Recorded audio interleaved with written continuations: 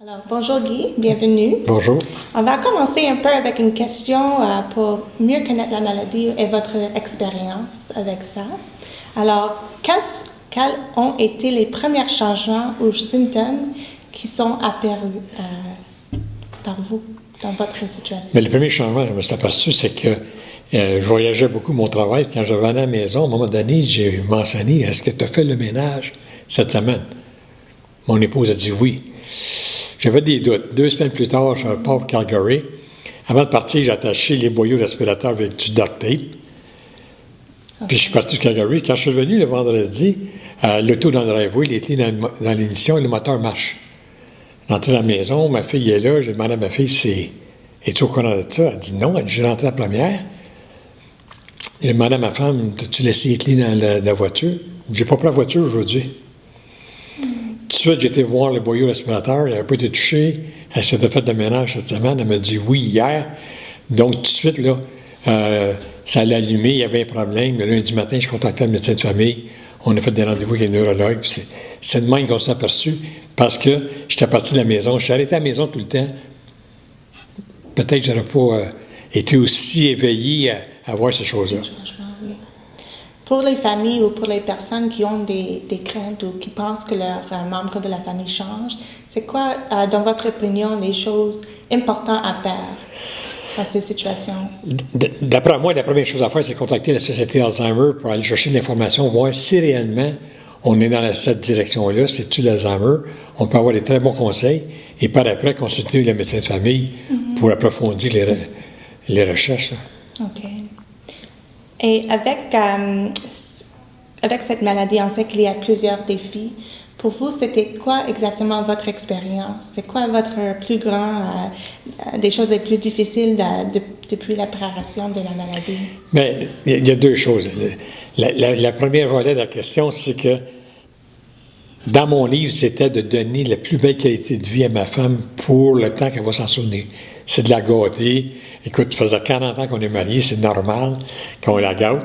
Et puis la deuxième chose, la plus difficile, c'est la perte de contact humain avec elle, parce que de plus en plus, il n'y a plus de conversation.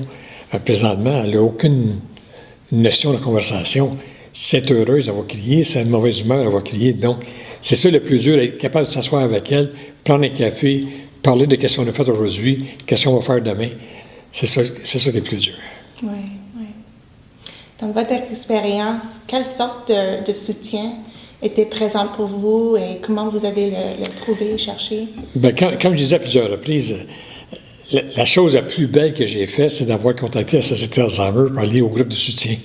J'avais une dame qui s'appelle Bernice Goulam, une excellente animatrice, qui nous informe sur la maladie, la progression de la maladie, comment gérer le quotidien, comment gérer une personne avec Alzheimer, les routines mettre en place. Si je n'aurais pas eu le groupe de soutien, je ne pense pas que j'aurais passé à travers. Alors, c'est important de rejoindre les autres. C'est la chose la plus importante. Moi, les gens qui m'appellent, qui me parlent que quelqu'un de la famille a l'Alzheimer, la première question que je lui dis, as-tu appelé Alzheimer Montréal? Puis enregistre-toi dans un groupe de soutien, va chercher l'information, tu n'as pas besoin. OK. Vous avez expliqué un peu les symptômes ou les changements que votre femme a eus. En général, si on doit expliquer la maladie d'Alzheimer, c'est quoi la maladie? La maladie, c'est une maladie dégénérative et puis qui va amener des pertes de mémoire, des pertes de comportement, des absences de direction. Les gens ne savent plus dans quelle direction aller. Les gens vont oublier aussi comment s'habiller, comment manger, comment se contrôler. Aussi, la personnalité des gens change beaucoup. Il y en a qui, comme ma femme, fait dédoublement de la personnalité. Une anglophone de naissance, puis aujourd'hui, elle refuse de parler en anglais, puis elle me chicane quand je parle en anglais. Elle veut juste parler en français.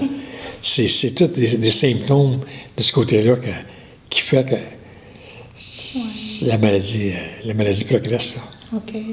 Comment vous avez expliqué à votre entourage ou vos enfants, c'est quoi votre famille, comment vous avez expliqué comment ils ont réagi à cette maladie? Bien, comment ils ont réagi? Tout le monde est surpris d'entendre le mot Alzheimer, parce que ma femme avait 59 ans, puis tout le monde me disait c'est jeune.